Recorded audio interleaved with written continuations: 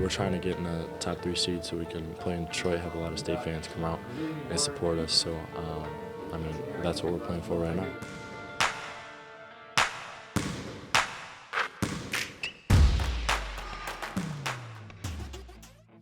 Gary has superseded my expectations because he plays both ends of the court. We had pretty high expectations for him.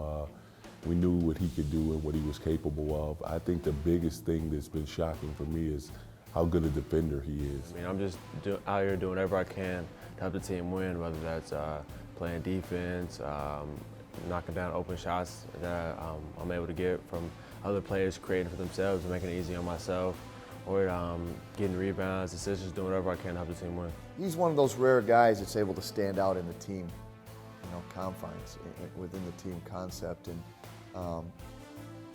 he still is able to be relatively selfish without it looking bad. And I think he understands that we need him to make plays. We need him to score. He's got to be a star for us. It's been hard, especially with injuries happening different times throughout the season, and not the same one at all. Just 2 shoulders and a back. It's tough, but I just got to keep fighting through it and just keep playing. The toughness he has. Little injuries aren't going to keep him out, and so I think that gives us a level of comfort knowing that if Gary's hurt, Gary's out, he's really hurt. Well, his mother was an ex-WNBA player, and his dad is a real smart guy and a tough guy. Grew up in Gary, Indiana. They just kind of raised him to be. He's kind of a. My grandma used to call it a wise child.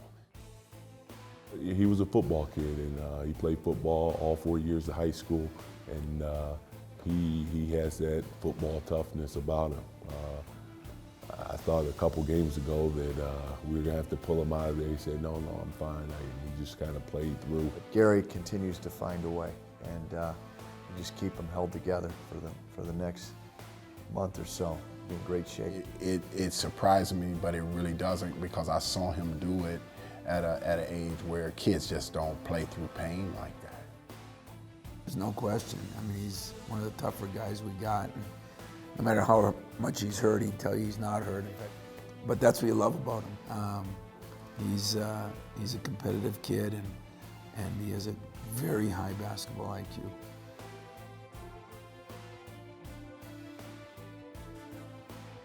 He's an unbelievable defender. We spend certain times during the scout team trying to trick him or screw him up on different coverages, and the kid just never makes a mistake defensively. Gary is a very tough kid. He's a very competitive kid. He's mature. You talk to him, you think that he's a lot older than what he is, and he's kind of accepted that, and he's learned from, he's listened. I'd definitely say my shooting. As playing basketball as long as I can, I haven't been a consistent shooter, but I've really focused on getting in the gym and being able to be a consistent knockdown shooter. I still have a long ways to go, but I'm starting to hit shots more consistently. His shooting's been off the charts, and he's really shooting the ball well and being aggressive. So not really surprised at what he's done. I think we had high expectations, maybe the fan base didn't. But as coaches, we knew that he was a very good player, and nothing he's done to this point other than his defense has really surprised me. I think he's going to get nothing but better, and his best basketball is definitely down the road, but he sure is a fun guy to coach because he listens, he learns, and he does, and that's a good combination.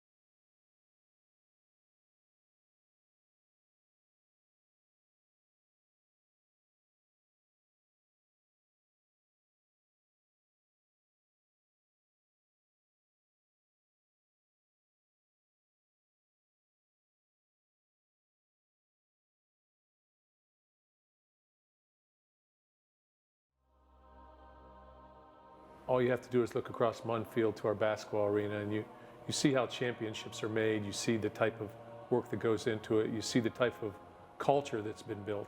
Everybody knows that Tom Izzo is not only, I call him one of the best 2 coaches in all of college basketball. He's got his place right now where his footsteps are being dropped, representing the program. The neat thing about Tom and the unique thing about Tom is I think obviously Tom understands his importance to the athletic department. He is so vital to everything we do. He is really our ambassador, and he really just tries to help every single program be successful. He's the ultimate program guy. Yes, I really feel like Tom Izzo is Michigan State. Well, he's just an incredible resource, and he's so passionate and knowledgeable about Michigan State. And I have so much respect for what he's done while he's been here. And Always impressed how Coach Izzo carries himself in terms of his concern for the university and his concern for all the other coaches within the program. You know, not just his basketball coaches, but for everybody across the board at Michigan State. And I mean, that's a Hall of Fame coach, a guy that definitely could be above all of us and certainly operate in a much different fashion, and many coaches do that have achieved some of the things he's achieved. But you know, I can remember since I've been here, we'll take a recruit over to him, and he spends more time with my recruits than he does his own. Whenever I've asked him and needed him to be there for us, he's there for us. You know, he's helped us with recruiting. He's helped us with team stuff and team motivation. He's a guy that, you know, I've come over here and sat down and talked with him for, you know, hours at a time about different situations with players or parents or the NCAA stuff or whatever, and he drops everything and makes time for us. And so. We've taken players over there the night before some of the biggest games that he's had, and he's spent time with them, and he's brought them down into the locker room and just gone way above and beyond his call of duty, and that just makes us feel as important as, you know, as he is, and just shows that he really does care about all of our programs. He really cares of what people think about the program, and many will make it about themselves, but it's about the program. It's about how, you know, how the man or woman walking down the street feels about Michigan State, feels about basketball, feels about the academics on this campus. He's just a genuine human being, and maybe that's the thing I respect the most about Tom, is when I met him, he was an assistant, and he is pretty much the same guy today that he was then. I think he understands his value, but it's more of how can I help you rather than how can all of you help me, which is, I think it's unique in college athletics today. And everything's important to him because everything affects that perception. And he cares about the smallest detail on every facet, from the core of his program to the university, to the state of Michigan, to the country. He cares about the guys. So no matter what award they receive or if they're going through something and they need him, Coach Tom Izzo is always there for them. And that's why we love him. you know, it's on display every time Michigan State basketball plays. It sounds a little sappy, but that's what drives him, is that people feel good about being part of something, and that something is Michigan State basketball.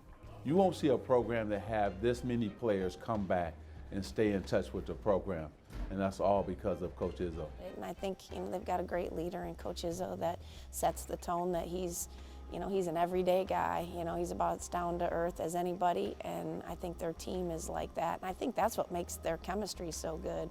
Even though they've got some McDonald's All-Americans and they've got some high talented kids, they play for each other and they play for the fans. Tom has built a family program. It's one thing that we really work and that we sell in recruiting is that we're a family here. And when I say that, the nice thing that I know in my heart is that I can back that up. Because I can go to Coach D's office, or I can go to Coach Izzo's office, or to Susie's. I feel like of our coaches, anything that we need, we're there for each other.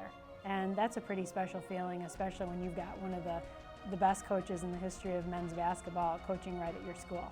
The people that are here, all of us kind of came up small college. All of us had a lot of duties in our past and multiple duties, and you know, we certainly had our limitations in the places we've been, and we had to fight and crawl and scratch our way to get to a special place like this. So I think we all appreciate each other and our past, and I think the past of each other certainly unites us. Whether it's in football or men's basketball or hockey or women's basketball or gymnastics or swimming or tennis, it doesn't matter. We really all do have a general understanding of what we're trying to do here, and sincerely respect each other for what we're doing. Through every turn at Michigan State, from my experience, you know, I picked up that phone many, many times and called Coach Izzo. I think one of the big things we talk about in our program now is just what he's talked about, is a tradition of excellence, and anyone can have a good team here or there. But having a good team over an extended period of time is what he always wanted and what he's done. And I'm proud to say that we've done that with women's golf too. And you know, he's been part of our guide to help us do that. You understand there's going to be peaks and valleys, and you want to make sure those peaks and valleys are a little bit tighter. But the program is when you're not just coaching a team, you're coaching things that go way beyond the elements of 2012-13. The pressures that you endure, the problems and the excitement that you share with your players and your athletes, all those things are things that we constantly talk about. How you handle certain situations, how the game is sort of hangs in the balance at the end of every game. You know, there's could be certain things that really tilt it one way or the other, and I think we really just enjoy each other's company as much as anything. We laugh a lot. I think Tom understands his value to our department, and knowing that, he knows he's a resource to all of us and is ready and willing to help us and improve our entire athletic department. But he sets a standard of excellence, and it's up to the rest of us to try to live up to that standard of excellence. And I think it's just a tremendous environment to be in. You know, I think you want to take a sense of pride of what Tom has delivered in work ethic and Final Fours and championships, but we also understand it's part of a continuation, that there was something here before and there will be something here afterwards, and it's how can you ensure that during that time you're making it a better place, you're making the people that were here before you feel better about the program, you're making the people that will follow you be in a position to be successful. And I think that's what Tom's really brought to sustain this program at that level.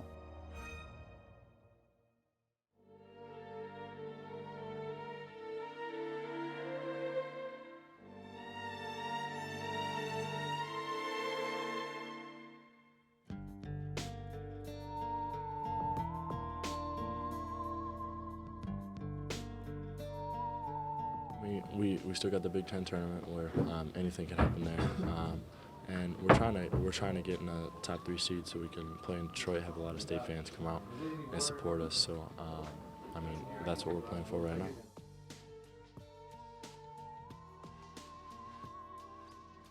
So as you said, we did some real good things, but unfortunately, good isn't good enough in this league, and good isn't even close to good enough when you're on the road.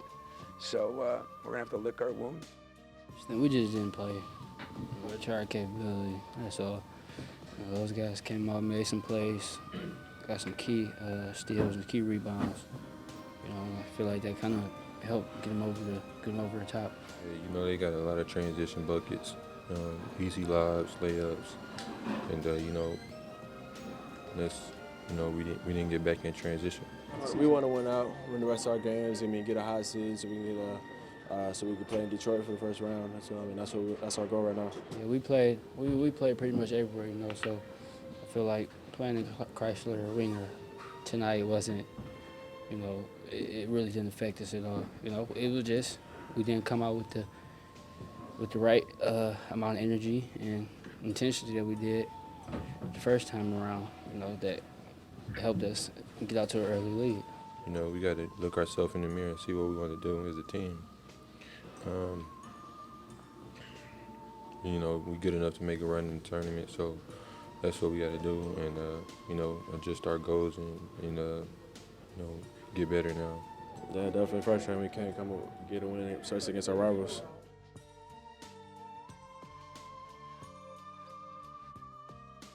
We knew the only way that we were going to come back was by playing defense, and so we just sat and grinded as hard as we could, and it just didn't turn out for us in the end. You know, there's probably some good things to take out of it that we did, but inside we didn't, you know, that started the second half. I think Derek got frustrated that he was getting, you know, pushed some and that he was getting fronted some, and give their guys credit. They did a good job on that, and that kind of got him out of it. Then we made those turnovers, and those turnovers led to right to layups and dunks. I mean, in the half court, I didn't score much. It was in the turnovers, and give them credit. Well, we just got to come out with more energy in the second half. I mean, we played the second half of the second half pretty good, but I mean, it's just we got to play a full game with that amount of energy like we played at the end. We had a couple chances down the stretch. I mean, we fought back hard, and we just didn't finish the game. Tough game. We didn't execute on the second half, and you know we had a lot of turnovers. So you know our turnovers led to easy baskets for them, and that's how they won the game.